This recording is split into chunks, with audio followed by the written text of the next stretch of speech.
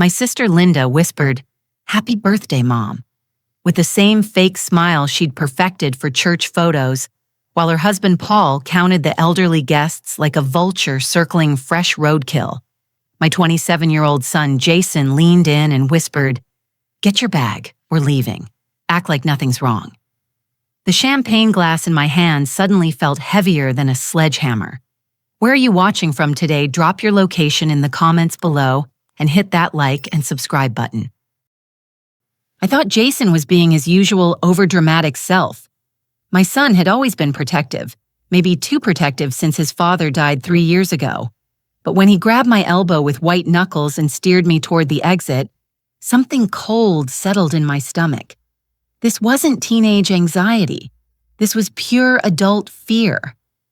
"What's wrong?" I whispered as we moved through the crowd of my mother's friends. She was 85 today, radiant in her pink dress, surrounded by women who'd known her for decades. The Riverside Community Center was decorated with streamers and balloons, and Mom's favorite big band music played softly in the background. Everything looked perfect, too perfect now that I thought about it. "Not here," Jason muttered, his hand still gripping my arm. "Just keep smiling and walking." I've seen that expression on my son's face exactly twice before. Once when he was 12 and caught his father cheating. Once when the doctors told us Dad's cancer had spread. Both times my world fell apart within hours, so when Jason locked the car doors and turned to me with those same dark eyes, I knew my life was about to change again. "Mom, something's very, very wrong," he said, his voice steady but his hands shaking. "I need to tell you what I overheard." The party continued behind us through the community center's windows. My mother sat at the head table cutting her birthday cake while everyone applauded. Linda was taking pictures. Paul was refilling drinks, and everything looked absolutely normal, which apparently was exactly the problem. "Jason, you're scaring me." "Good," he said grimly, because what I heard scared the hell out of me. He pulled out his phone and showed me a voice recording.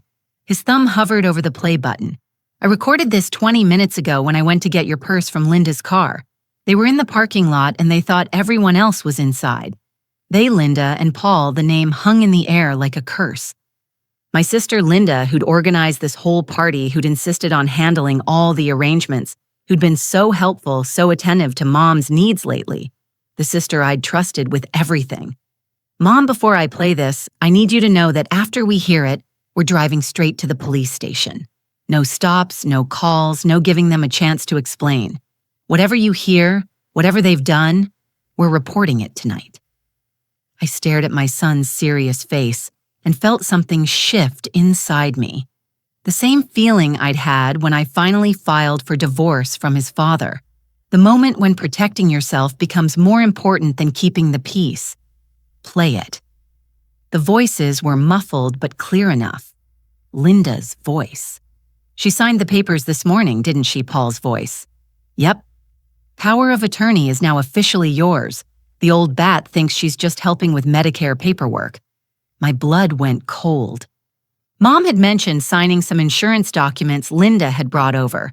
She'd been so proud that her daughter was helping with the confusing paperwork. She'd trusted Linda completely.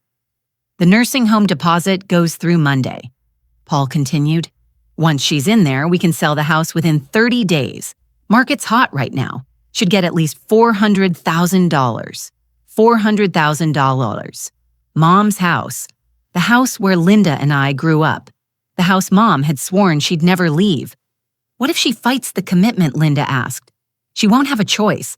I've got Dr. Peterson lined up to say she's showing signs of dementia. Unsafe to live alone. The paperwork's already filed. Dr. Peterson, Mom's doctor for 15 years, the man she trusted implicitly." Jason stopped the recording. We sat in silence watching the party through the windows. My mother laughed at something her friend Dorothy said. She looked vibrant, sharp, completely alert, not like someone who needed to be committed. "There's more," Jason said quietly. "More. They're planning to drug her tonight. Something to make her confused, disoriented. Paul's got something in his jacket. They want to create an incident that justifies the emergency commitment. I felt like I was drowning in broad daylight. This wasn't just theft. This was kidnapping. This was destroying an old woman's life for money. We have to go back. I said, Mom, no. We call the police first. She's still in there with them. What they're not going to hurt her in front of 50 witnesses. But if we go back now, they'll know. We know. They'll disappear, destroy evidence, maybe accelerate their timeline. He was right, and I hated him for being right. But I also loved him for being smart enough to get us out before it was too late. How did you know to record them? Jason was quiet for a moment. Paul's been asking weird questions about Grandma's finances for months, and Linda's been visiting her, constantly bringing papers to sign. It felt predatory. Predatory. That was the perfect word. My sister had been circling our mother like a shark, and I'd been too trusting to see it. 10 minutes, Mom. We'll call 911, tell them everything, and let the police handle it. But right now, Grandma is safe because she's surrounded by people. The moment that party ends, he didn't need to finish. The moment the party ended, Mom would be alone with them. And by morning, she'd be in a nursing home, confused and drugged, signing away everything she owned. I looked back at the community center one more time. Through the windows, I could see Linda helping Mom open presents. The perfect daughter, the devoted caretaker, the loving sister who'd been planning to destroy our mother's life for months. Make the call, I said. But as Jason dialed 911, something else occurred to me. Something that made my hands shake with rage instead of fear. If they'd done this to Mom, what else had they been planning? The dispatcher's voice was calm and professional, completely at odds with the chaos in my head. 911, what's your emergency? I need to report elder abuse and fraud. Jason said, his voice steadier than mine would have been. It's happening right now. While Jason gave our location and explained the situation, I stared through the windshield at the community center. The party was still going strong, but now everything looked sinister. Every smile Linda gave Mom, every helpful gesture from Paul, every moment of this perfect celebration was really a performance to cover up their crime. Ma'am, are you there? The dispatcher was talking to me now. Jason had handed me the phone. Yes, I'm here. Can you confirm that your mother is currently safe? I watched Mom laughing with her friends. She appears to be, but they're planning to drug her tonight. We're sending officers to your location. Do not attempt to intervene until they arrive. Can you remain where you can observe the party? Yes. Good. Stay on the line. Jason and I sat in tense silence, watching our family through the windows, like we were conducting surveillance, which I supposed we were. The irony wasn't lost on me that I was spying on my own sister at my mother's birthday party. I can't believe Linda would do this, I whispered. Really, Jason looked at me with raised eyebrows, because I can totally believe it. What's that supposed to mean? Mom, Aunt Linda has been asking about Grandma's money for years. Remember last Christmas when she wanted to know about the life insurance, or when she suggested Grandma should simplify her finances? He was right, and I felt stupid for not seeing it. Linda had been planting seeds for months, maybe years. The caring daughter worried about Mom's safety, the helpful sister concerned about Mom's finances, the devoted family member who just wanted what was best. She's been setting this up for a long time, I said, the realization hitting me like a slap. Yeah, and Paul's been researching elder care facilities and property values. I caught him looking up nursing homes on his phone at Easter. Easter. That was 4 months ago. They'd been planning this since at least Easter, maybe longer. Every family dinner, every holiday visit, every concerned phone call had been part of their scheme. My phone buzzed. A text from Linda. Where did you go? Mom's asking for you. I showed Jason the message. He snorted. She's probably panicking. They need you there to make everything look normal. Another text. Jason too. Come back. The cake is amazing. Should I respond? Tell her we went to get something from the car. We'll be right back. I typed the lie, hating every word. But if Linda suspected we knew, she might accelerate whatever they had planned for tonight.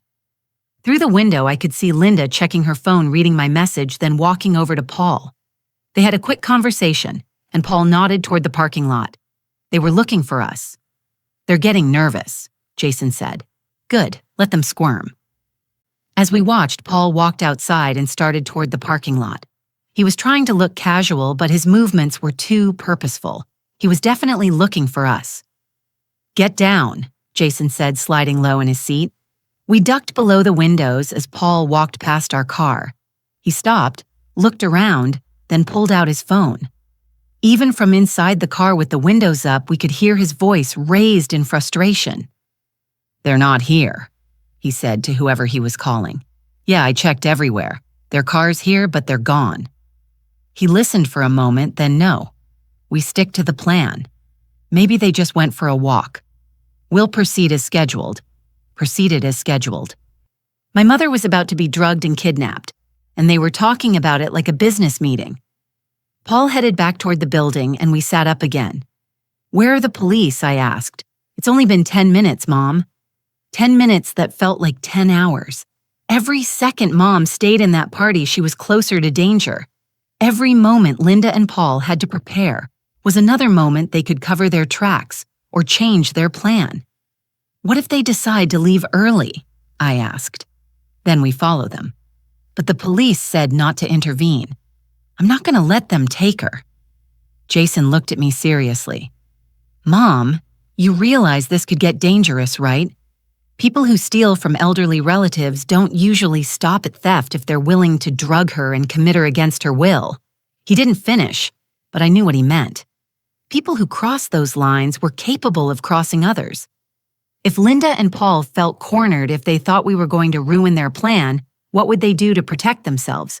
We're not going to let it get that far, I said with more confidence than I felt. Red and blue lights flashed in my rearview mirror. 2 police cars pulled into the parking lot, followed by a third. No sirens. Which was smart. They didn't want to alert Linda and Paul that something was wrong. Thank God, I breathed. The first officer approached our car. Jason rolled down the window. Are you the callers? Yes, sir. I'm Jason Miller. This is my mother, Carol.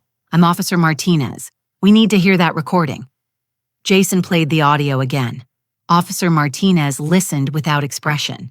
But I saw his jaw tighten when Paul talked about drugging Mom. Do you know what substance they're planning to use? No, but the man said he had something in his jacket, and your mother is currently inside the building. Yes, she's the guest of honor. It's her 85th birthday party. Officer Martinez nodded. Here's what we're going to do. 2 of my officers will enter the building and observe. They'll be dressed in plain clothes and will blend in with the guests. I need you 2 to go back inside and act normal. Don't do anything to alert the suspects that law enforcement is present. What if they try to give her something? My officers will intervene before that happens. But I need to stress this. Do not attempt to stop them yourselves. Do not confront them. Your job is to act like nothing has changed. I nodded, but my stomach was churning. Going back in there, pretending everything was fine, watching Linda smile at Mom while planning to destroy her life. It felt impossible. One more thing, Officer Martinez said. We'll need to see that power of attorney document and any other paperwork your mother signed recently. It's probably at Linda's house. I said, we'll get a warrant for that, but first, let's make sure your mother stays safe tonight.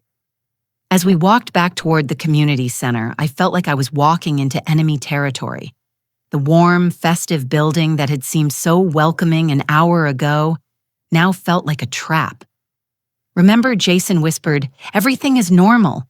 We just went to the car to get something, but nothing would ever be normal again because now I knew what my sister was capable of. And I had no idea how far she'd go to protect her secret. The automatic doors slid open, and we stepped back into the party. Linda rushed over immediately, her face bright with fake concern. There you are. Mom was worried sick. Where did you go, Car?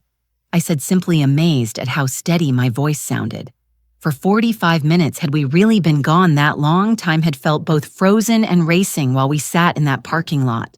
Car trouble, Jason said smoothly. We got it sorted out. Linda's eyes narrowed slightly, but her smile never wavered. Well, you missed Mom's speech. She thanked everyone for coming, especially her 2 daughters, and her wonderful grandson, her 2 daughters. I wondered if Mom would still feel that way tomorrow when she learned what Linda had planned for her. "Where is she?" I asked. "Sitting with Mrs. Henderson and the Bridge Club ladies. They're telling stories about the good old days."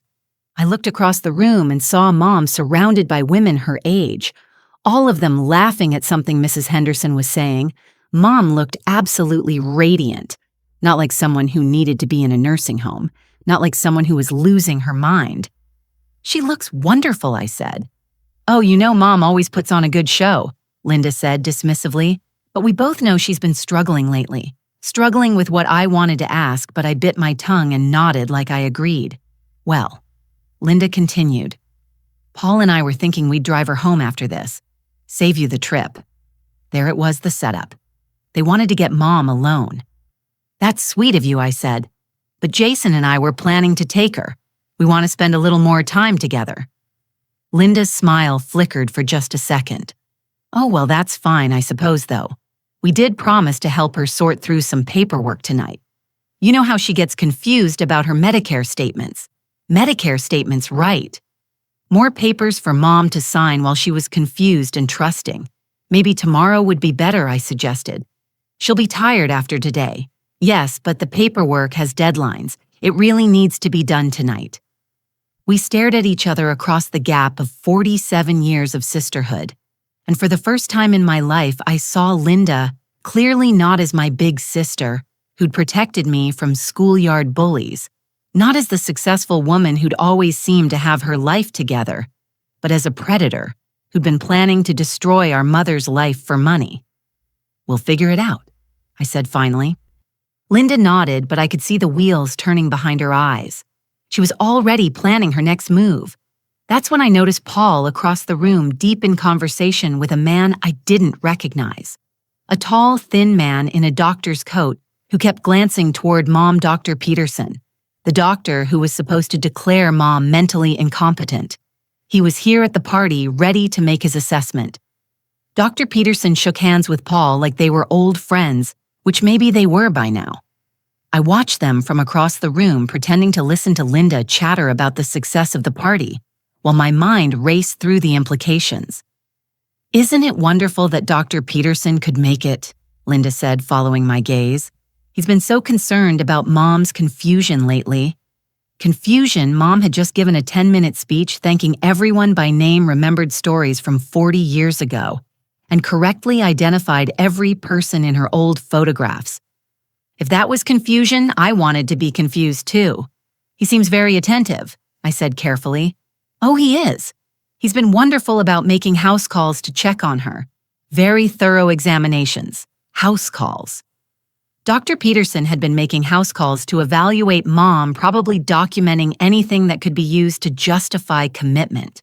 A forgotten name here. A moment of uncertainty there. And suddenly you have a pattern of cognitive decline. Jason appeared at my elbow with a plate of cake. "Grandma wants to know if you'll sit with her for a while." "Of course." I started toward Mom's table, but Linda caught my arm. "Actually, Carol, could I speak with you privately for a minute? There's something I need to discuss."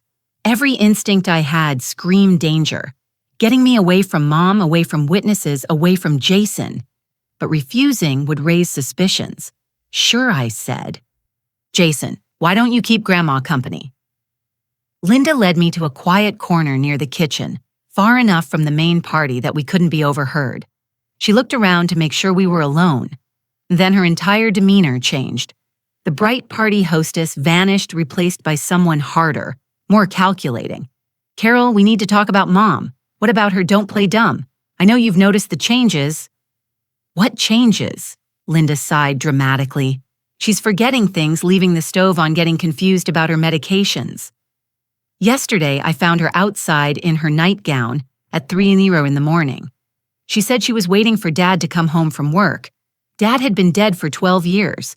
But if Mom had really said that it could indicate cognitive issues, or it could be something Linda made up to support her narrative. "I haven't noticed any of that," I said. "That's because you don't see her every day like I do. You visit for an hour on Sundays and think you know how she's doing. The accusation stung because there was some truth to it. Linda did spend more time with Mom, but now I wondered if those visits were surveillance missions, not family time. "What are you suggesting?" I asked. "I'm suggesting that we need to start thinking about her safety, about getting her the care she needs before something terrible happens. She seems fine to me. She's putting on an act, Carol. She always has. You know how Mom is about appearances. She'd rather die than admit she's struggling." That part was definitely true. Mom had always been proud, always determined to handle things herself, but using Mom's independence against her was particularly cruel. "So what do you want to do, Paul?" And I have been researching facilities. There's a beautiful place called Sunset Manor that specializes in memory care. Very high-end, excellent staff. Memory care, Linda. She doesn't have dementia, not yet. But early intervention is key. The doctor says if we wait until she's completely incapacitated, the transition will be much harder. The doctor, Dr. Peterson, who is currently across the room probably taking notes on Mom's behavior for his official assessment. "I think we should slow down," I said. "Maybe get a second opinion." Linda's expression hardened. "Carol, I've been handling Mom's affairs for months while you've been buried in your own problems. I know what's best for her. My own problems. Code for my divorce, my job loss, my general life falling apart. Linda had always been good at making me feel inadequate. I'm still her daughter," I said. "I get a say in this, do you? Because according to the power of attorney documents, I'm the one responsible for her care decisions." There it was, the power of attorney that Mom thought was just for Medicare paperwork. Linda's ace in the hole. "When did you become her power of attorney this morning?"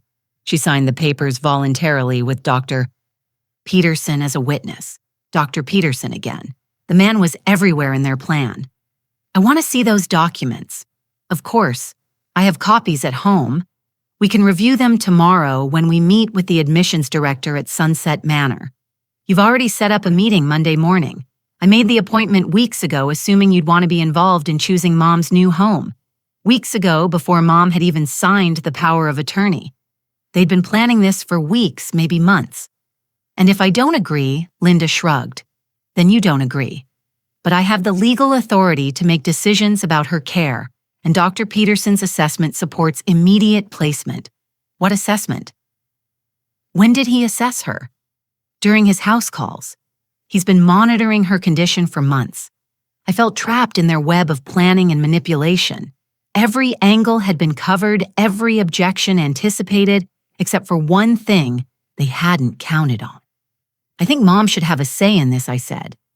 "Mom isn't capable of making rational decisions about her own care anymore. That's the whole point. She seems pretty rational to me because she's having a good day. You should see her on the bad days. Maybe she had bad days. Maybe getting older was harder than it looked from the outside, but condemning someone to institutional care based on their worst moments seemed wrong. Let's table this for now. I said it's her birthday. We can discuss it later." "Actually, we can't." Linda checked her watch. "The doctor needs to complete his assessment tonight to have the paperwork ready for Monday's meeting." Assessment. What kind of assessment? Just a few simple questions, memory tests, cognitive function, that sort of thing. Nothing stressful. I looked across the room at Mom, still surrounded by her friends, still sharp and engaged. Then I looked at Dr. Peterson, still talking with Paul, still taking notes. And if she passes these tests, Carol, Linda's voice was patient the way you'd talk to a child. She's not going to pass. People with her condition rarely do her condition. Mom didn't have a condition beyond being 85 years old. But apparently, in Linda's world, being old was condition enough. I want to be there when he talks to her. That might make her nervous. Dr. Peterson prefers to conduct these evaluations in private. Of course he did. It was easier to manipulate responses when there were no witnesses. Then I want to review his notes afterward. Doctor-patient confidentiality prevents I want copies of everything Linda. The power of attorney documents the medical assessment, the nursing home applications. If you're doing this for Mom's own good, you should have no problem sharing the paperwork. Linda's smile faltered. Of course, I'll have everything ready for you tomorrow. Tomorrow. when it would be too late to stop whatever they had planned for tonight. Actually, I said I'd like to see the power of attorney documents tonight just to understand exactly what authority you have. They're at home. Then let's go get them. Carol, I'm not leaving Mom's party to drive home for paperwork. Don't be ridiculous. Then maybe this whole conversation is premature. Maybe we should wait until I can review the documents before making any decisions. I watched Linda's face cycle through frustration, anger, and calculation. She needed me on board, or at least neutralized. Having me actively opposed to the plan would create complications. Fine, she said finally. I'll bring the paperwork to your house tomorrow morning. We can review everything together. What time, 9 or 0? By 9 or tomorrow, if their plan worked, Mom would already be in the nursing home confused and drugged, with no way to fight the commitment. Actually, I said, why don't I just come home with you tonight after the party? We can review everything then, and I can help you prepare for Monday's meeting. Linda's eyes narrowed. She was trying to figure out why I was suddenly so eager to be involved when I'd been absent from Mom's care for months. That's very thoughtful, Carol, but it's been a long day, and I think we'd both benefit from a good night's sleep before diving into complicated legal documents. I'm a night owl, and this is too important to delay. We stared at each other, and I could see Linda's mind working frantically. She needed to get Mom alone tonight. She needed me out of the way, but she also couldn't afford to make me suspicious by being too obvious about it. Let me talk to Paul, she said finally. Maybe we can arrange something. She walked away, leaving me standing by the kitchen watching the party continue around me. But now everything looked different. Every conversation, every interaction, every innocent moment was potentially part of Linda and Paul's plan. I looked around for Jason and spotted him still sitting with Mom, both of them laughing at something Mrs. Henderson was saying. At least he was keeping her safe for now. But the night was still young, and Linda and Paul were running out of time to complete their scheme, which meant they might start taking risks, and risky people do dangerous things. I watched Linda cross the room to Paul, her posture tense despite her smile. They spoke in low tones, Paul's expression darkening as she explained whatever obstacle I'd just become. Dr. Peterson joined their conversation, and all three of them glanced in my direction. The plan was falling apart, and they knew it. Jason appeared beside me holding 2 cups of punch. You look like you need this. Thanks. I took the cup but didn't drink. How's Mom sharp as ever? She just told Mrs. Henderson the entire plot of a book she read last week. Remembered every character's name and all the plot twists. So much for cognitive decline. But I knew it wouldn't matter. If they wanted Mom declared incompetent, they'd find a way to make it happen. Jason, I said quietly, I need you to stay close to Mom for the rest of the night. Don't let her eat or drink anything unless you see exactly where it came from. His face went serious. You think they'll try something here? I think they're running out of options. Across the room, Linda was walking toward Mom's table with what looked like a small gift bag. She was smiling, but there was something forced about it now, something desperate. Incoming, I murmured. We moved quickly to intercept her arriving at Mom's table just as Linda set down the bag. Mom, I almost forgot. I brought you a little something extra for your special day. Oh, Linda, you've done so much already, Mom protested, but she was already reaching for the bag. What is it? I asked, trying to keep my voice light. Just some of those herbal teas she loves. Remember, Mom, you mentioned your sleeping problems, and I found this wonderful chamomile blend that's supposed to help. Herbal tea, the perfect delivery method for whatever drug they'd planned to use. Natural, innocent something Mom would drink willingly. How thoughtful, I said, reaching for the bag. May I see? Linda's hand shot out to stop me. Actually, they're specially wrapped. I don't want to ruin the presentation. I'd love to see what kind you got her. I've been having trouble sleeping, too. For a moment, we had a polite tug-of-war over the gift bag, both of us smiling, while our eyes locked in silent battle. Mom watched this strange display with growing confusion. Girls, what's gotten into you? She asked. Nothing, Mom, Linda said, releasing the bag. Carol's just being thorough. I opened the bag and found 3 boxes of tea, all with seals intact, all looking completely innocent. But I noticed Linda's hands were shaking slightly as I examined them. "These look lovely," I said, handing the bag to Jason. "Why don't you put these in the car for Grandma? We'll make sure she gets them home safely." Jason understood immediately. "Good idea. I'll take them out right now. That's not necessary." Linda started, but Jason was already walking away with the tea. "Such a helpful boy," Mom said proudly. Linda's smile was starting to crack around the edges. "Yes, very helpful."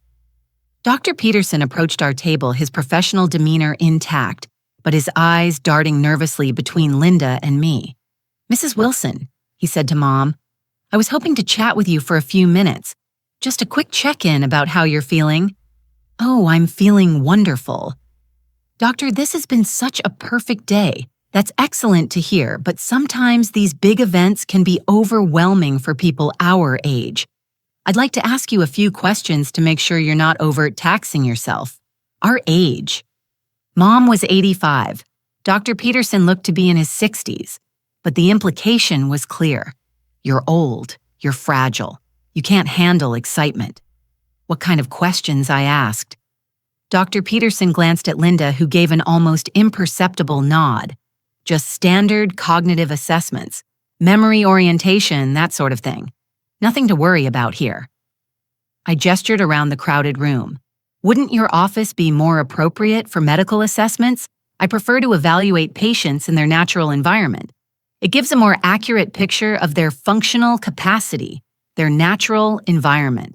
As if a birthday party was where Mom spent most of her time. "Mom," I said, "you don't have to answer any medical questions at your birthday party. This is supposed to be fun, not a doctor's appointment." Now Carol Linda interjected. "Dr. Peterson is just being thorough. There's no harm in a few simple questions." Actually, there might be. I looked directly at Dr. Peterson. Aren't there protocols for cognitive assessments, standardized environments, specific procedures, patient consent forms? Dr. Peterson's professional facade flickered. "Well, yes, but this is more of an informal check-in. With what purpose are you documenting this informal check-in? Will it be part of Mom's medical record? That depends on the results. So if Mom gives answers you don't like, it becomes official. But if she passes, it's just an informal chat." The silence stretched uncomfortably. Mom looked back and forth between us, clearly sensing the tension, but not understanding its source. "What's this really about?" she asked. Before anyone could answer, Jason reappeared at the table. He caught my eye and shook his head almost imperceptibly. I interpreted that to mean he'd found something wrong with the tea. "Dr. Peterson was just leaving," I said firmly. "Actually, I think it would be beneficial." "Doctor." My voice was sharp enough to cut glass. "My mother is at her birthday party, surrounded by friends, clearly alert and engaged. If you have medical concerns, you can schedule a proper appointment with proper procedures, but you're not conducting any kind of assessment here tonight." Dr. Peterson looked to Linda for support, but she was staring at the tablecloth, her face pale. "Perhaps another time," he said finally, and walked away. Mom watched him go, then looked at me with eyes that were far sharper than anyone with dementia should have. "Carol, honey, what's going on?" The question hung in the air. This was the moment when I had to decide how much to tell her, how much truth she could handle, how much danger she was really in. "Mom," I said carefully, "I think some people might be trying to take advantage of you." "What people?" I glanced at Linda, who was still avoiding eye contact. "People who think you have more money than you can handle. People who think you need to be taken care of." "Nonsense," Mom said briskly. "I'm perfectly capable of taking care of myself. I know you are, but not everyone agrees." Mom followed my gaze to Linda, who finally looked up with tears in her eyes. "Linda." Mom's voice was soft, but there was steel underneath. "Is there something you want to tell me?" For a moment, I thought Linda might confess. Her face crumpled, and she looked like the scared little girl I remembered from our childhood. But then Paul appeared at her shoulder, and the moment passed. "Mom, Linda's just worried about you," Paul said smoothly. We all are. Living alone at your age, managing all your affairs by yourself. It's a lot of responsibility. I've been managing my own affairs for 85 years, Mom said dryly. I think I've got the hang of it by now. Of course you do, Paul continued. But sometimes it helps to have family support, legal protections, professional assistance code for guardianship power of attorney nursing home placement. What kind of legal protections, Mom asked. Oh, just some paperwork to make things easier in case you ever need help with decisions or medical care. I signed some Medicare forms this morning, Mom said slowly. Linda said they were just insurance updates. That's right, Linda said quickly. Nothing important, but Mom was looking at her with growing suspicion. Linda, what exactly did I sign? Just some forms to help me help you if you ever need it. What kind of help? The question was simple, but Linda couldn't answer it without revealing the truth. She looked trapped, panicked, caught between lies she could no longer maintain. Tell her, I said quietly. Carol, please tell her what you're planning to do to her. We're not planning anything, Paul said, but his voice lacked conviction. Then why is Dr. Peterson here trying to assess her competency? Why did you bring drug tea to her birthday party? Why have you been researching nursing homes for weeks? Mom's face went white. Nursing homes. The party continued around us, but our table had become an island of tense silence. Mrs. Henderson and the other ladies had moved away, sensing family drama and wanting no part of it. Linda Mom said, her voice shaking, Please tell me you're not trying to put me in a nursing home. Linda burst into tears. Real tears this time. Not the manipulative kind she'd used to get what she wanted since childhood. Mom, I'm sorry. I'm so sorry. But we need the money and the house is just sitting there and you don't need all that space. And we thought you'd steal my home and have me committed so I couldn't stop you. The words hung in the air like a death sentence. Even Paul had no response to that level of brutal honesty. But before anyone could say anything else, the lights went out. Emergency lighting kicked in a few seconds later, bathing everything in an eerie red glow. There were murmurs of confusion from the party guests, but no panic. Power outages weren't uncommon in this part of town. Everyone stay calm, someone announced. I'm sure it's just temporary, but in the dim emergency lighting, I saw Paul grab Mom's arm and start pulling her toward the exit. Come on, Mrs. Wilson, he said. Let's get you outside where it's safer. That's when I realized the power outage wasn't an accident, and our mother was about to disappear into the night. Stop, I said, moving to block Paul's path to the exit. Carol, she needs fresh air, Paul said, but his grip on Mom's arm was too tight for someone who was just being helpful. Then open a window. In the dim emergency lighting, I could see other party guests moving calmly toward the exits, guided by ushers with flashlights. It was an orderly evacuation, exactly what you'd expect from a well-managed venue dealing with a routine power outage. Except nothing about this was routine. Where's Linda? I asked. Paul glanced around nervously. She went to check on the backup generator. Linda knew about the backup generator. That seemed like unusually specific knowledge for a party guest. Jason, I called out, spotting my son helping elderly guests navigate in the dim light. Right here, Mom. We're leaving all of us together. The parking lot's a bit chaotic right now, Paul said. Might be better to wait until no. I took Mom's other arm gently but firmly removing her from Paul's grip. We're going to my car, and we're going home. Actually, a familiar voice said behind me, I think that's an excellent idea. Officer Martinez stepped out of the shadows, no longer trying to blend in with the party guests. In the emergency lighting, his badge was clearly visible. Paul's face went white. Officer, is there a problem? Several problems, actually. Starting with the fact that the power deniage wasn't an accident. I don't understand. Someone cut the main electrical line to the building. Someone who knew exactly where to find it and how to disable the backup generator delay system. I looked at Paul, whose expression had shifted from nervous to terrified. We also found some interesting items in your jacket pocket. Mr. Barrett, would you like to explain what you're doing with prescription sedatives That aren't prescribed to you? Paul's mouth opened and closed like a fish out of water. Those aren't mine. Whose are they? I don't know. Someone must have planted them. Someone planted unmarked pills in your jacket pocket at your mother-in-law's birthday party. When Officer Martinez put it like that, it sounded exactly as ridiculous as it was. "Where is Linda?" Mom asked. "Mom." Her voice steady despite everything that had just happened being questioned by my colleagues. Officer Martinez said, along with Dr. Peterson. Dr. Peterson. I'd almost forgotten about him in the chaos. What did they find? I asked. Forged medical records documenting cognitive decline that never actually occurred. Pre-signed commitment papers, applications to 3 different nursing homes, all submitted last week. Last week, Mom's voice was sharp with anger. Before I ever signed any power of attorney. Yes, ma'am. It appears this plan has been in motion for several months. Mom looked around the dim room, taking in the chaos, the emergency lighting, the reality of what her daughter had tried to do to her. "I want to see Linda," she said finally. "Mom, I don't think I started. I want to see her now." Officer Martinez nodded. "She's in the security office.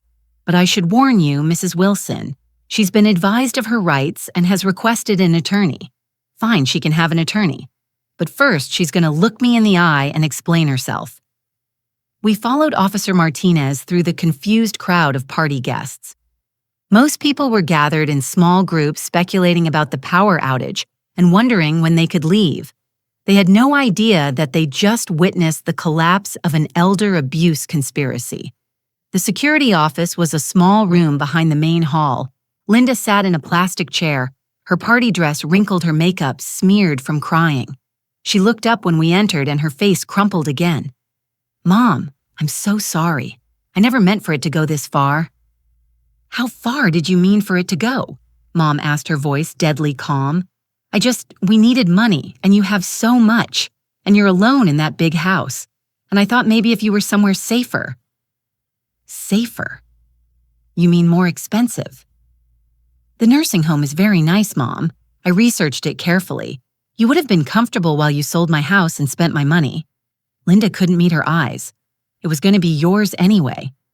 When you I was just expediting the process, expediting my death, you mean, no, I would never. You were going to drug me and have me committed against my will. You forged medical records to make me seem incompetent. You cut the power at my birthday party to create chaos so you could kidnap me in the confusion. Put like that. The plan sounded like something out of a crime thriller, except it was real. And it had almost worked. I was desperate," Linda whispered. "Desperate enough to destroy your own mother." Linda finally looked up, tears streaming down her face. "I didn't think of it that way. I thought I was solving everyone's problems, including the problem of me being alive and healthy. Mom, please." "No." Mom's voice cut through Linda's pleading like a blade. "You don't get to call me Mom anymore. You lost that right when you decided I was worth more dead than alive." The words hit Linda like a physical blow. She doubled over, sobbing. "Mrs. Wilson," Officer Martinez said gently, "we'll need you to come to the station to make a formal statement." "Of course. But first I want to know about Paul and Dr. Peterson. Dr. Peterson is looking at fraud charges, conspiracy, possibly more. Depending on what we find in his files, Mr. Barrett will likely face kidnapping charges, elder abuse conspiracy. And Linda, that depends partly on her cooperation and partly on what charges you want to pursue." Mom looked at her daughter, who was still crying in the plastic chair. "I want to pursue all of them," she said finally. "Every single charge you can think of." Linda's head snapped up. "Mom, please, I'm your daughter." "No," Mom said sadly. "You are my daughter. The woman who tried to steal my life is a stranger." We left Linda in the security office and followed Officer Martinez outside. The parking lot was still crowded with confused party guests, but the crowd was thinning as people realized the party was over. "What happens now?" I asked. "Arraignments probably tomorrow. Trial in a few months. But with the evidence we have, including the recording your son made, Convictions are very likely. Jason appeared beside us, slightly out of breath. The tea was definitely drugged, he said. The lab tech did a quick field test, some kind of sedative strong enough to knock out someone grandma's size for hours.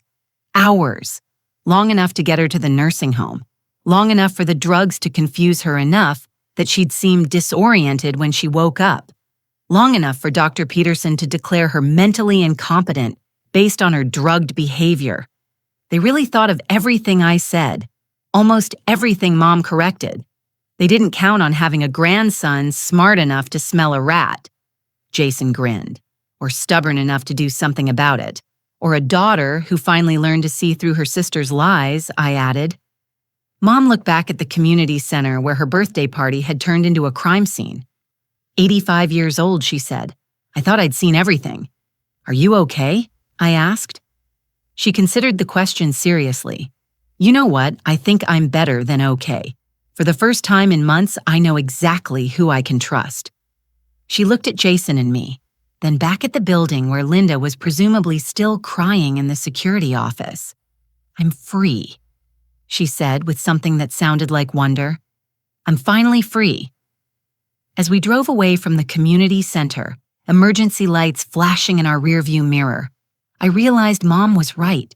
She was free from the daughter who'd been planning to betray her, free from the worry about cognitive decline that had been manufactured to justify abuse, free from the fear of losing her independence. But most importantly, she was free from the people who saw her as a problem to be solved rather than a person to be loved. And tomorrow, Linda and Paul would wake up in jail cells, facing the consequences of treating an elderly woman like a commodity instead of a human being. Sometimes justice really is served at exactly the right temperature, ice cold. 3 days after Linda's arrest, I found myself sitting in a police station conference room that smelled like burnt coffee and broken dreams. Detective Sarah Rodriguez spread photos across the metal table like she was dealing cards in the world's most depressing poker game. Mrs. Miller, we need you to look at these and tell us if you recognize any of these people. The first photo showed Linda and Paul at what looked like a restaurant deep in conversation with a man I'd never seen before. The second showed the same man shaking hands with Dr. Peterson outside a medical building. The third made my blood run cold. It was Mom photographed through what looked like a telephoto lens, walking to her mailbox in her bathrobe and slippers. When was this taken? I asked. 2 months ago. We found it on Mr. Barrett's computer along with about 50 others. 50 photos. They'd been stalking my mother for months, documenting her every move, looking for anything they could use to make her seem vulnerable or confused. The man in the restaurant photos is named Marcus Webb, Detective Rodriguez continued. He's a private investigator specializing in what he calls family asset protection. What does that mean, helping adult children prove their elderly parents are incompetent so they can take control of their finances? The temperature in the room seemed to drop 10 degrees. This wasn't just Linda and Paul getting desperate about money. This was a professional operation. How many families has he done this to? We're still investigating, but it looks like at least 12 in the past 2 years. Your mother would have been number 13. Lucky 13 or unlucky, depending on your perspective. The good news, Detective Rodriguez continued, is that your quick thinking probably saved not just your mother, but future victims. Webb's entire operation is falling apart. What about the other families? The ones where it worked? We're reopening those cases. Some of those elderly people might still be alive in nursing homes wondering why their children never visit. The weight of that settled on my chest like a stone. Somewhere out there were old people who'd been betrayed by their own families, locked away in institutions, their life savings stolen, their dignity destroyed. There's something else, Detective Rodriguez said, pulling out another folder. Linda's been trying to make a deal. What kind of deal? Information about Webb's operation in exchange for reduced charges. I thought about Linda, crying in the security office, asking Mom to still call her daughter. The idea that she was now trying to bargain her way out of consequences felt exactly right. Is Mom aware of this? We briefed her yesterday. She had some very strong opinions about your sister's latest scheme. I could imagine. Mom didn't believe in shortcuts, especially when they involved betraying other people. What did she say? I believe her exact words were, "Let Linda dig herself out of the hole she dug herself into, preferably with a very small spoon." That sounded like Mom. Even at 85, even after being betrayed by her own daughter, she still had more backbone than most people half her age. Detective Rodriguez gathered the photos. "We'll need you to testify about what you observed at the party and what Linda told you about their plans. Of course, fair warning, their attorney is going to try to paint your family as dysfunctional. They'll suggest that Linda was acting out of genuine concern for your mother's safety with drugged tea and forged medical records. They'll claim the tea was a mistake, that Dr. Peterson acted independently, that the power outage was coincidental. They'll make Linda look like a caring daughter who got in over her head." I thought about Linda's performance at the party. The fake concern, the manufactured crisis, the careful manipulation of every conversation. If I hadn't heard that recording, I might have believed her act myself. Will that work? Not with the evidence we have. But juries can be unpredictable, especially when family relationships are involved. I left the police station with a folder full of documents and a head full of questions. How long had Linda been planning this? Was the financial desperation real or just an excuse? And most importantly, how many warning signs had I missed over the years? Mom was waiting for me in my living room when I got home, sitting in my favorite chair, like she owned the place, which, given recent events, was probably exactly the attitude she needed. "How did it go?" she asked. "Complicated. There's more to this than just Linda and Paul." I explained about Marcus Webb and the other families, about Linda's attempt to make a deal, about the photos they'd taken of her. Mom listened without interruption, her face growing harder with each detail. 50 photos, she said when I finished, at least. For 2 months, I thought I was developing paranoia because I kept feeling like someone was watching me. Turns out I wasn't paranoid enough. "Mom, I'm so sorry. I should have seen what was happening. How Linda's been practicing manipulation since she could talk. Remember when she convinced the teacher that I forgot to pack her lunch so she could get free meal tickets? She was 8 years old and she was already learning that lying got her what she wanted. I thought she'd outgrow it." Mom stood up and walked to my kitchen window, looking out at the street like she was checking for surveillance. The detective said Linda wants to make a deal. She said information about the private investigator in exchange for lighter charges. And what do you think about that? I think Linda created this mess and should face the consequences. Mom nodded approvingly. Good. Because I've been thinking about those other families, the ones where this scheme actually worked. What about them?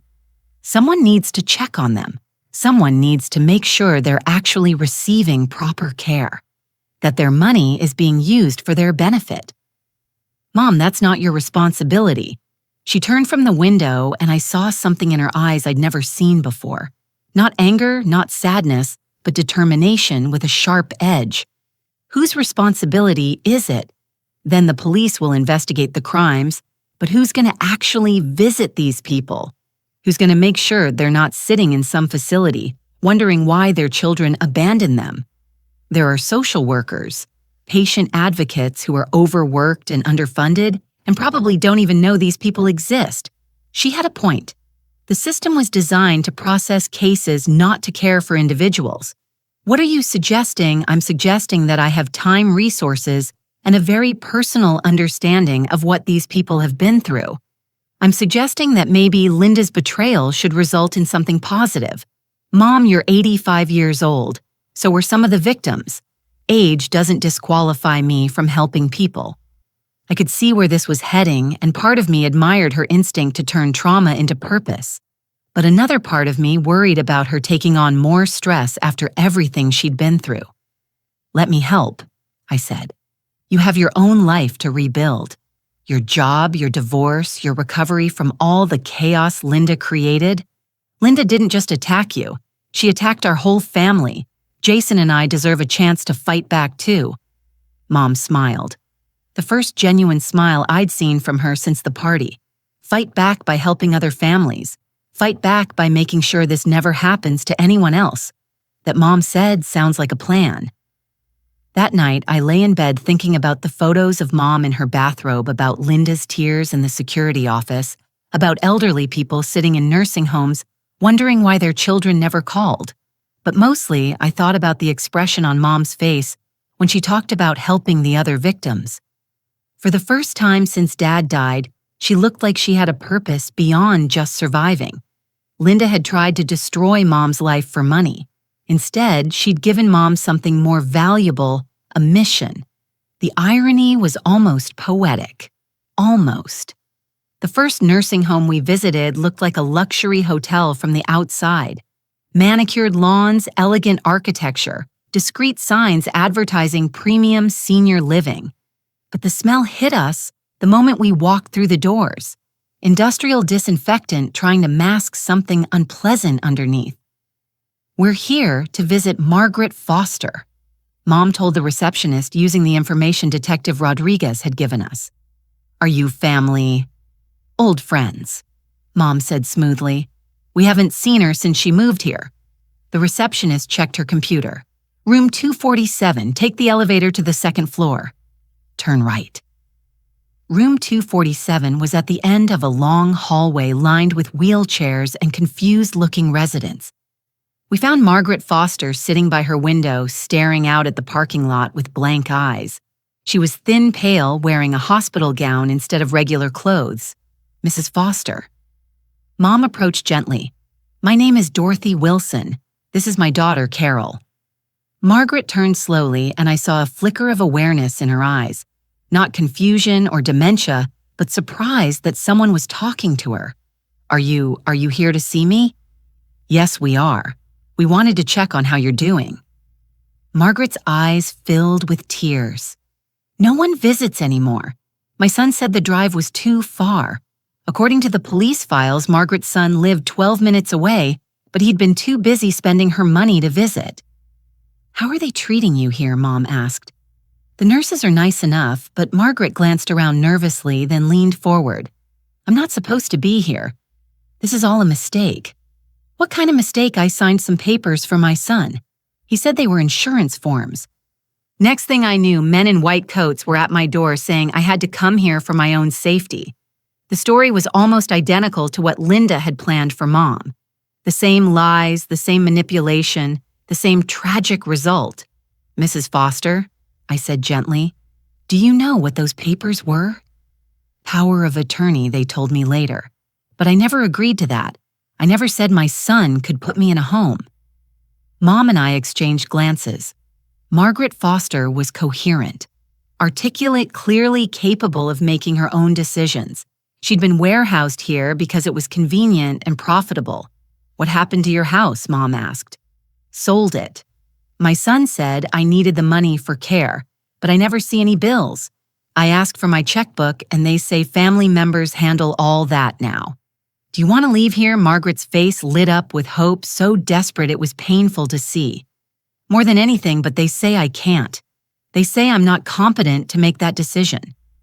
We spent an hour with Margaret listening to her stories about her life before the nursing home, her confusion about how she'd ended up here, her longing to go home. She was sharp funny, completely alert. The only thing wrong with her was that she'd trusted the wrong person. As we prepared to leave, Margaret grabbed Mom's hand. "Will you come back?" "Yes," Mom promised.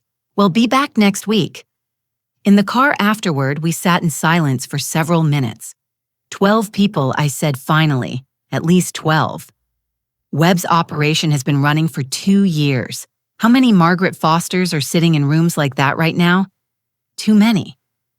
Mom pulled out her phone and called Detective Rodriguez. "Detective, it's Dorothy Wilson. I need to know about legal advocacy for elderly people who've been inappropriately committed." "Yes, I'll hold." While Mom worked the legal angle, I found myself thinking about Linda again. Had she ever considered what Mom's life would be like in a place like that? Had she imagined Mom sitting by a window wondering why her family never visited?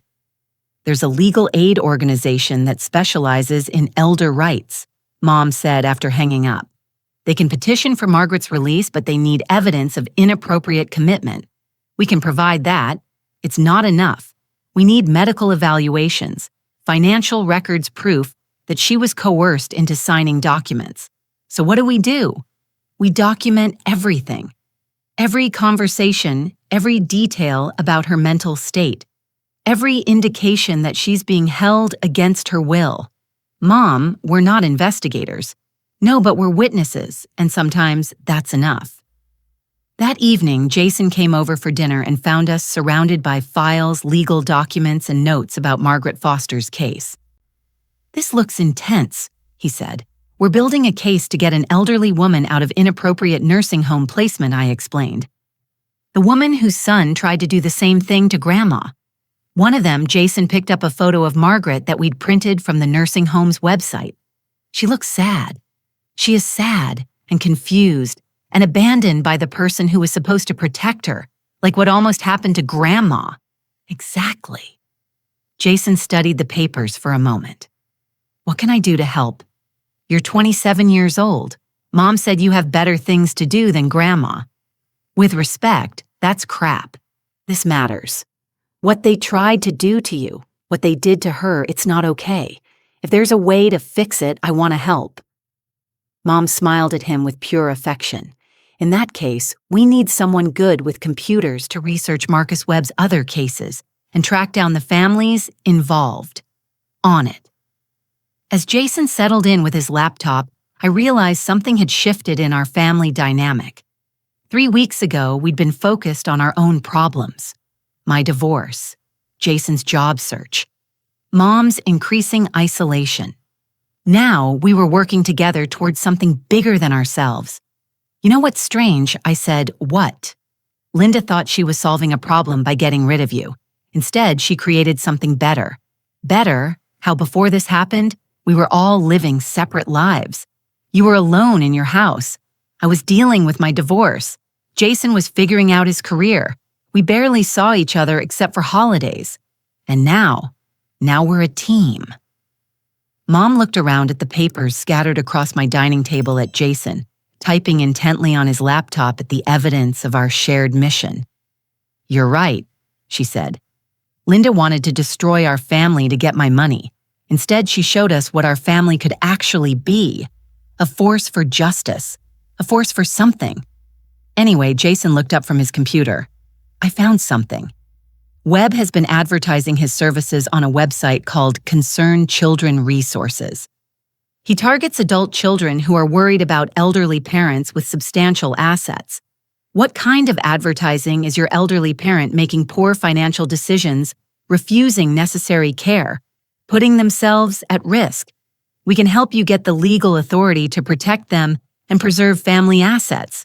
"Protect them," I said bitterly. "Right. There's more. He's got testimonials from satisfied clients talking about how he helped them secure their inheritance and ensure proper care for aging parents. Testimonials from people like Linda, probably. But here's the interesting part. One of the testimonials is from someone named Jennifer Barrett. Mom and I looked at each other. Barrett, like Paul Barrett, could be a relative. Let me dig deeper. As Jason researched, I thought about the scope of what we were uncovering. This wasn't just a few isolated cases of adult children taking advantage of elderly parents. This was an organized system marketed and sold like any other professional service. "Found her," Jason announced. "Jennifer Barrett is Paul's sister. She used web services 2 years ago to have her father committed and his assets transferred to her control." "Where's her father now?" Jason's expression darkened. "He died in a nursing home 6 months ago. But according to his obituary, he left behind a loving family and a substantial charitable legacy. Charitable legacy. Jennifer donated his money to various causes after he died, made herself look like a philanthropist instead of a thief. So Paul learned the technique from his sister. It looks that way." I stared at the computer screen, feeling sick. This wasn't just about greed or desperation. This was about people who'd turned elder abuse into a family business. How many people has Webb helped commit inappropriately still counting? But it's looking like at least 20 families over the past 3 years. 20 families. 20 elderly people who'd trusted their children and ended up imprisoned for it. 20 Margaret Fosters sitting by windows wondering why no one loved them anymore. "We have to stop this," I said. "We will," Mom said firmly. "One case at a time, one family at a time, one elderly person at a time. It seems overwhelming. Everything worthwhile is overwhelming at first. But as we worked late into the night documenting cases and building files, I began to understand why Mom had been so determined to take this on. For the first time since Dad died, she had a purpose that matched her strength. Linda had tried to make Mom into a victim. Instead, she'd created an advocate. The courtroom was smaller than I'd expected, but it felt enormous when Linda walked in, wearing an orange jumpsuit and handcuffs. She'd lost weight in the 3 weeks since her arrest, and her usual perfect appearance had been replaced by something hollow and desperate. She didn't look at Mom or me as she sat at the defendant's table next to her attorney, a scar-faced woman in an expensive suit who clearly cost more than Linda could afford, which raised the question of who was paying for her defense. All rise for the Honorable Judge Patricia Morrison. Judge Morrison was a woman in her 60s with silver hair and the kind of non-nonsense expression that suggested she'd seen every type of family drama imaginable. She reviewed the charges with clinical precision: elder abuse, conspiracy to commit fraud, attempted kidnapping, forgery of medical records. How does the defendant plead? Linda's attorney stood. "Not guilty by reason of diminished capacity, Your Honor." Diminished capacity. They were going to claim Linda wasn't responsible for her actions. On what grounds? My client was suffering from severe financial stress and clinical depression that impaired her judgment. She believed she was acting in her mother's best interests. I felt Mom stiffened beside me. The idea that Linda's depression justified trying to steal her life was exactly the kind of excuse Linda had been making since childhood. The prosecutor, a young man who looked like he'd rather be anywhere else, stood to respond. "Your Honor, the evidence shows extensive premeditation. This wasn't an impulsive act by someone with impaired judgment. This was a calculated scheme that took months to plan and implement. We'll address that during trial," the judge said. "I'm setting bail at $200,000. Linda's attorney didn't even blink, which confirmed my suspicion that someone else was funding her defense. Furthermore, Judge Morrison continued, "The defendant is prohibited from any contact with the alleged victim or her family members." "Your Honor," the attorney said, "Mrs. Barrett would like to address the court regarding her mother." "Absolutely not. No contact means no contact." As we left the courthouse, I found myself looking over my shoulder, half expecting Linda to follow us. The restraining order was just a piece of paper. If she was desperate enough to drug our mother, what would stop her from approaching us directly? "She looked terrible," Mom said as we reached the parking lot. "Good, Carol, she's still my daughter." "No, Mom. She stopped being your daughter when she decided to destroy your life for money. I know, but seeing her like that makes you feel guilty for protecting yourself." Mom was quiet for a moment. "Maybe don't. Whatever sympathy you're feeling, remember Margaret Foster. Remember the 12 other families Webb targeted. Linda isn't a victim here. I know that intellectually, but emotionally. Emotionally, I keep thinking about the little girl who used to climb into my bed during thunderstorms. That little girl grew up to be someone who planned to drug you and steal your home. I know, but I could see the conflict in Mom's eyes. 47 years of loving Linda couldn't be erased by 3 weeks of betrayal, no matter how complete that betrayal had been. That afternoon, we drove to our second nursing home visit. This time, we were looking for James Chen, whose daughter had used Webb's services to have him committed after he refused to move in with her family. Sunshine Manor was a step down from where we'd found Margaret. The building was older, shabier, with the kind of institutional feel that announced its residents were problems to be managed rather than people to be cared for. James Chen was in the day room sitting alone at a table working on a crossword puzzle. He was a small, neat man in his 70s wearing clothes that looked expensive but didn't fit properly anymore. Mr. Chen Mom approached carefully. "My name is Dorothy Wilson. I wondered if I could sit with you for a few minutes." He looked up with intelligent eyes behind wire-rimmed glasses. Are you from the state? Another inspector. No, just a friend who wanted to check on how you're doing. How I'm doing? He set down his pencil. I'm doing terribly. Thank you for asking. His directness was refreshing after Margaret's heartbreaking confusion. Can you tell me what happened? Mom asked. My daughter decided I was too old to live alone. When I disagreed, she had me declared mentally incompetent and shipped here like a piece of furniture. Are you mentally incompetent? James gestured to the crossword puzzle. Today's New York Times Friday edition. I've completed it every day for 30 years. Does that seem incompetent to you? Mom examined the puzzle. It was nearly finished with only a few difficult clues remaining. What was your profession, Mr. Chen, retired professor of mathematics, 42 years at the university? I published over 60 research papers and supervised 37 doctoral dissertations. And your daughter thought you couldn't take care of yourself. My daughter thought my house was too valuable to sit empty while I lived in it alone. The same story, the same motivation. Adult children who saw their parents' assets as inheritances being wasted on the parents themselves. How long have you been here? 8 months. My daughter visits once a month, always with papers for me to sign. Always with reasons why I need to stay here for my own safety. What kind of papers? Financial documents, mostly. Transferring accounts, authorizing expenditures. I refuse to sign them, but she keeps trying. So you still have control of your finances, theoretically, but I can't access my accounts from here. They don't allow residents to handle money. James Chen was trapped in a different way than Margaret Foster.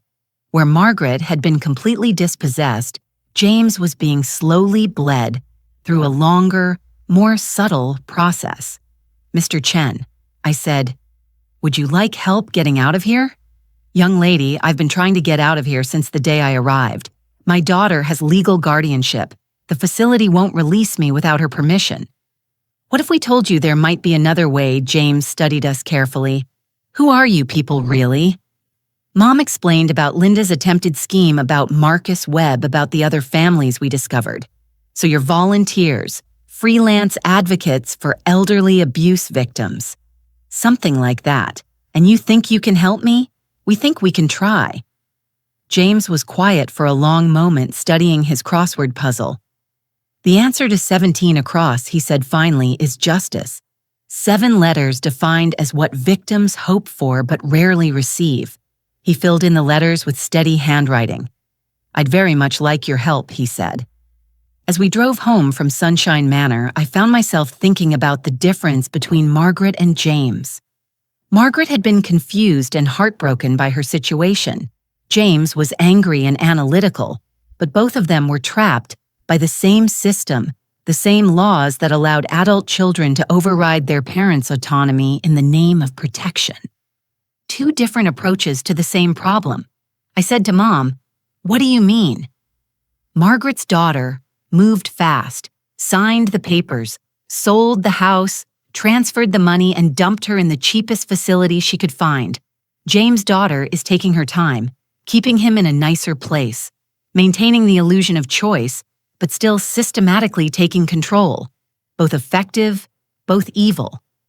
I keep wondering how many other children are looking at their elderly parents right now and thinking about calling Marcus Webb. The thought was chilling. Somewhere out there, adult children were calculating the value of their parents' houses, estimating the costs of nursing home care, and weighing the benefits of taking control versus respecting autonomy. At least we stopped Linda before she could actually do it, I said. Did we just postpone it? What do you mean? I mean, Linda's attorney is being paid by someone with enough money to afford expensive legal defense for elder abuse charges. I hadn't thought about that, but Mom was right. Linda and Paul didn't have the resources for high-end legal representation. You think someone's backing her? I think someone has a vested interest in making sure Linda doesn't go to prison and start talking about Marcus Webb's operation. The implications of that settled in my stomach like cold lead. If Webb had powerful clients or partners, if there was money behind this operation, then Linda's arrest might not be the end of the threat to Mom. It might just be the beginning. The call came at 2:17 a.m., 3 days before Linda's trial was scheduled to begin. I answered on the first ring, my heart already racing, because nobody calls with good news at that hour. "Mrs. Miller, this is Detective Rodriguez. I need you to check on your mother immediately." "What? Why? What happened?" "Someone broke into her house tonight. She's not answering her phone." I was already pulling on clothes, my hands shaking so badly I could barely work the buttons. "Is she hurt?" "We don't know." The alarm company called us about a break-in, but when officers arrived, the house was empty. "No sign of your mother. Empty. Mom was gone. I'll be there in 10 minutes. "Mrs. Miller, wait. Don't go to the house alone. Meet us at the station first." No. If someone took my mother, every second counts. I hung up and called Jason while speeding toward Mom's neighborhood. He answered on the second ring, already wide awake. "Grandma's missing," I said without preamble. "What? Break in at her house? She's gone. I'm on my way." Mom's street was blocked off with police cars, their red and blue lights turning the familiar suburban neighborhood into something from a crime scene. Detective Rodriguez met me at the barricade. "Any word?" I asked. "Nothing yet, but we found something you need to see." She led me to Mom's front porch where the door stood open. In the bright porch light, I could see that the deadbolt had been professionally defeated. No signs of force, no damaged wood, just clean work that suggested expertise. "Whoever did this knew what they were doing," Detective Rodriguez said. "Where's Mom?" "That's what we're trying to figure out. But look at this." She handed me a plastic evidence bag containing a single sheet of paper. I recognized Linda's handwriting immediately. "Mom, I'm sorry it had to come to this, but you left me no choice. By the time you read this, you'll be somewhere safe where you can get the help you need. Don't try to fight this. It's for your own good. Linda." My hands started shaking so hard I could barely hold the paper. Linda did this. How she's supposed to be under house arrest. Her electronic monitoring device was disabled at 11:43 p.m. We have units at her apartment, but she's not there. So she, broke out of house arrest to kidnap our mother. It's starting to look that way. Jason arrived, took one look at my face, and immediately understood the situation was worse than a simple break-in. "Where is she?" he asked. "We don't know, but we think Linda took her. Linda's supposed to be locked up." House arrest, not jail, and apparently not very effective house arrest. Detective Rodriguez's radio crackled with updates. Units were checking hospitals, nursing homes, anywhere Linda might have taken Mom. But with a several-hour head start, she could be anywhere within a 200-mile radius. There's something else. Detective Rodriguez said, Linda's attorney posted her bail yesterday afternoon. $200,000 in cash. Where would Linda get that kind of money? Good question. We're looking into that. We spent the next 4 hours at the police station making phone calls, reviewing security footage from traffic cameras, and trying to figure out where Linda might have taken Mom. Jason worked his computer magic tracking Linda's credit cards, checking her social media, looking for any digital footprints that might lead us to Mom. At 6:30 a.m., my phone rang. Unknown number. "Carol, it's me. Mom. Oh my God, where are you? Are you okay? I'm fine, sweetheart. A little shaken up, but fine. Where are you? That's complicated. I'm at Sunset Manor, the nursing home Linda had picked out for me. Sunset Manor, the high-end facility Linda had researched for her original plan. Are you hurt? Did she drug you? She tried to brought me some tea with something in it, but I've learned to be suspicious of unexpected tea offerings. Despite everything, I almost smiled. Mom was developing a sense of humor about being targeted for chemical manipulation. How did you get away? I didn't. I'm still here. What do you mean? I mean, Linda didn't kidnap me, Carol. I went with her voluntarily. The words didn't make sense. What Linda called me around midnight crying, saying she needed to see me, said she had information about Marcus Webb that could help the other victims, but she was afraid to tell the police because she didn't trust them. Mom, that's exactly what someone planning to kidnap you would say. I know, but she also said Paul was planning to kill me to keep me from testifying. The temperature in the room dropped 10 degrees. Kill you. According to Linda, Paul figured out that the police were building a case against Marcus Webb based on my testimony and the evidence Jason found. She said he was planning to make my death look like an accident so the case would fall apart. And you believed her? I didn't know what to believe, but I figured if Linda was lying, I could handle her. If Paul was planning to kill me, I needed to know about it. So you went with her in the middle of the night to a nursing home.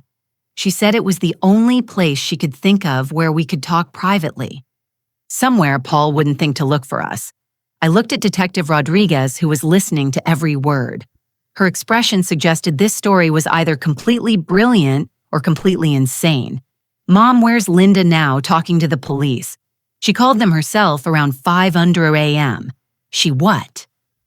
She turned herself in, told them everything about Marcus Webb's operation, about Paul's plan to kill me, about who's been funding her defense. Who's been funding her defense? Marcus Webb himself. He's been paying for high-end attorneys for all his clients who got caught, making sure they stay loyal and don't expose his operation. The pieces were starting to fit together. Webb had been protecting his business by protecting the people who could destroy it. But why would Linda turn against him now because she found out Paul wasn't just planning to kill me? He was planning to kill her too. That stopped me cold. What once I was dead and the case fell apart, Linda would be a liability. She knew too much about Webb's operation. Paul figured it would be easier to eliminate all the witnesses than to risk exposure. So Linda wasn't trying to kidnap you. She was trying to protect you and herself. Let's not get too sentimental here. Fair point. Linda was still the person who tried to drug Mom and steal her house, but apparently she drew the line at murder. What happens now? Now Linda cooperates fully with the investigation into Marcus Webb.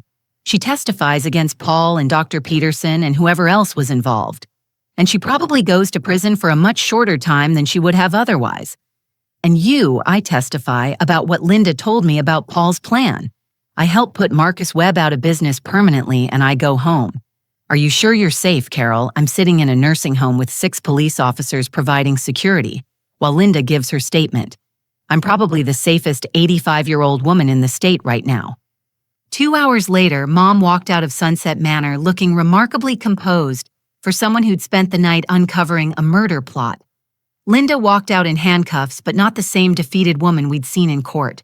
She looked relieved, like someone who'd finally stopped carrying a weight she couldn't handle. How are you doing? I asked Mom. Better than I expected. It turns out facing your fears is easier when your fears involve concrete threats from specific people rather than vague anxieties about aging and dependency. What do you mean? I mean, for the past year, I've been worried about losing my independence, my mental faculties, my ability to take care of myself. But last night, my problems were simple. Don't get murdered. Help catch the bad guys. Protect other elderly people from the same scheme. Simple problems. Simpler than existential dread. Anyway, Mom had a point. Fighting specific enemies was more straightforward than fighting time and aging and the inevitable decline of physical and mental abilities. So what now? Now we finish what we started. We help Margaret Foster and James Chen get out of inappropriate placements. We make sure Marcus Webb spends a long time in prison. We prevent this from happening to other families. And Linda. Mom looked back at the police car where Linda sat waiting to be transported to the county jail. Linda made a choice last night. She chose protecting people over protecting herself. It doesn't undo the harm she caused, but it's a start. Are you going to forgive her? I'm going to work with her to clean up the mess she helped create. Forgiveness is a luxury we can discuss after justice is served. As we drove away from Sunset Manor, I realized something fundamental had changed in our family dynamic. 3 weeks ago, Mom had been a potential victim of Linda's scheme. Yesterday, she'd been a target for Paul's violence. But this morning, she was something else entirely. She was a woman who'd turned the tables on people who'd underestimated her strength. Linda had tried to make Mom into a helpless elderly person who needed to be managed. Instead, she'd discovered that Mom was still the formidable woman who'd raised 2 daughters, survived decades of marriage, and built a life on her own terms. Some people don't go quietly into nursing homes. Some people fight back and some people win. 6 months later, I stood in the courtroom watching Marcus Webb get sentenced to 15 years in federal prison. The judge's words were crisp and unforgiving. "You preyed on the most vulnerable members of our society and destroyed families for profit." The court hopes this sentence sends a clear message that elder abuse will not be tolerated. Mom sat beside me, taking notes in a small notebook she'd brought specifically for this moment. Over the past months, she'd become something of an expert on elder law patient advocacy and the systemic failures that allowed people like Webb to operate. 15 years, she said quietly. He'll be 73 when he gets out. Poetic justice. He'll be exactly the demographic he spent years exploiting. Linda sat 3 rows ahead of us with her new attorney, a public defender this time, since Webb's money had disappeared along with his freedom. She'd received 3 years in a minimum security facility in exchange for her cooperation, which had been extensive and devastating to Webb's operation. After the sentencing, Linda approached us hesitantly. She looked different, thinner, older, but somehow more solid than the brittle woman who'd planned Mom's downfall. "Mom," she said softly. "Linda." They looked at each other across 6 months of investigations trials and the slow process of untangling the damage Linda had helped create. "I wanted to thank you," Linda said. "For what? For not letting me become a murderer." It was a strange way to phrase gratitude, but it was accurate. If Mom hadn't gone with Linda that night, if Linda hadn't discovered Paul's plan to eliminate all the witnesses, she might have remained complicit in something much worse than fraud. "What will you do now?" Mom asked. "Report to prison next month. Serve my time. Try to figure out how to rebuild something resembling a life when I get out." And Paul, 25 years. Dr. Peterson got 10. The other accomplices got various sentences based on their level of involvement. Linda glanced around the courtroom, which was emptying as people moved on with their lives. "I know this doesn't fix anything," she said. "I know I destroyed our family and nearly destroyed you, but I wanted you to know that helping you stop Webb was the first good thing I've done in years." It was Mom agreed. "It doesn't erase the harm, but it was good." "Will you?" Linda's voice broke slightly. "Will you write to me in prison?"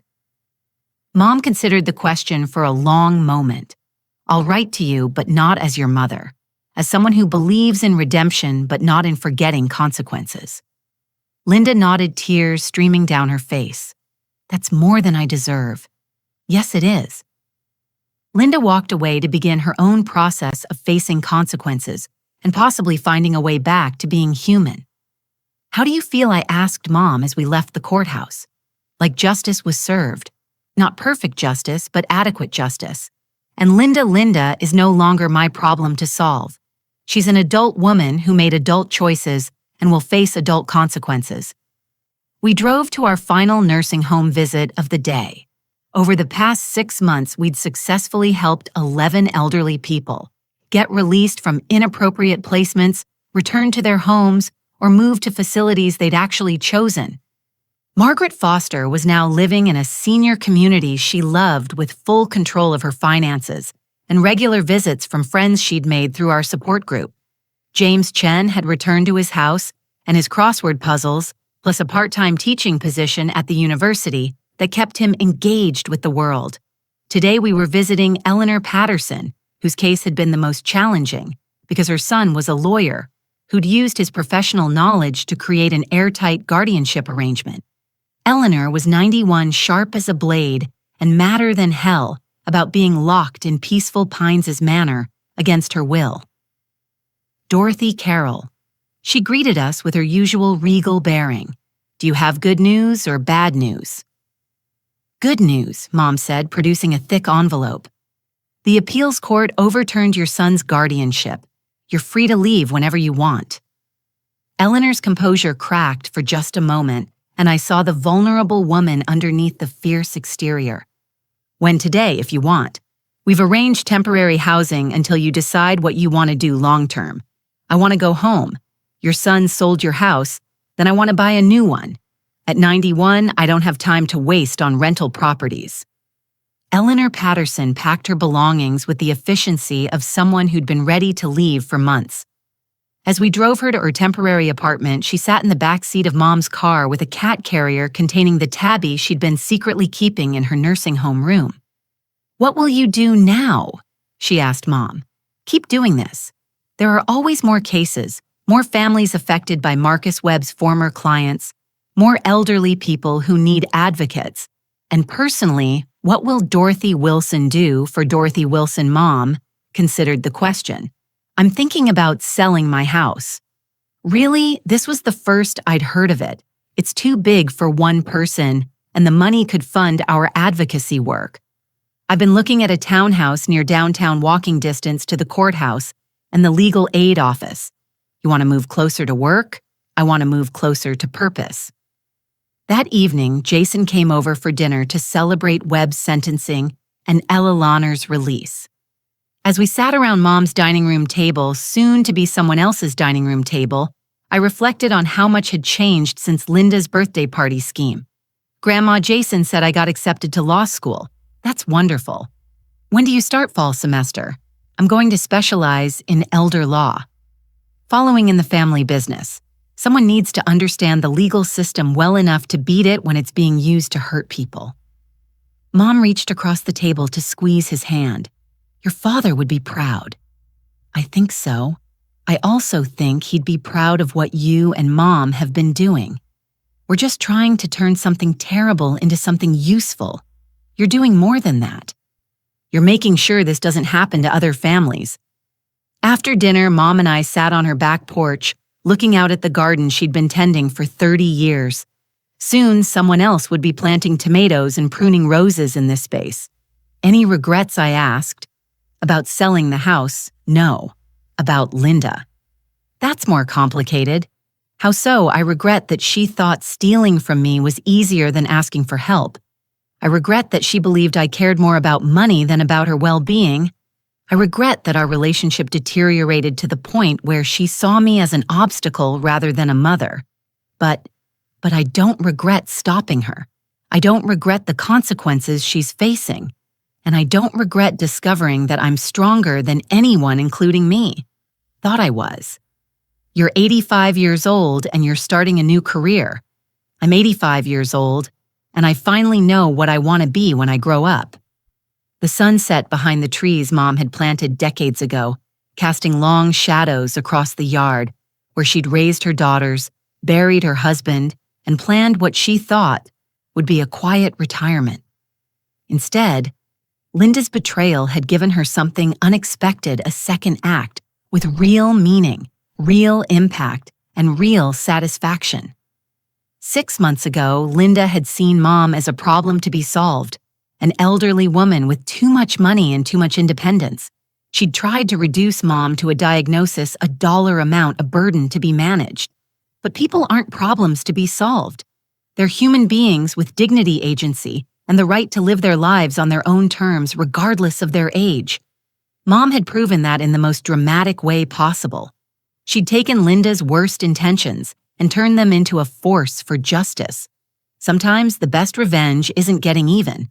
It's becoming someone better than your enemies ever imagined possible. And sometimes, if you're very lucky, getting older means getting stronger, not weaker. At 85, Mom had learned to fight harder, think sharper, and care deeper than she ever had before. Linda had tried to make her disappear. Instead, she'd helped her find her voice. Not a bad outcome for someone who was supposed to be past her prime. Thanks for listening. Don't forget to subscribe and feel free to share your story in the comments.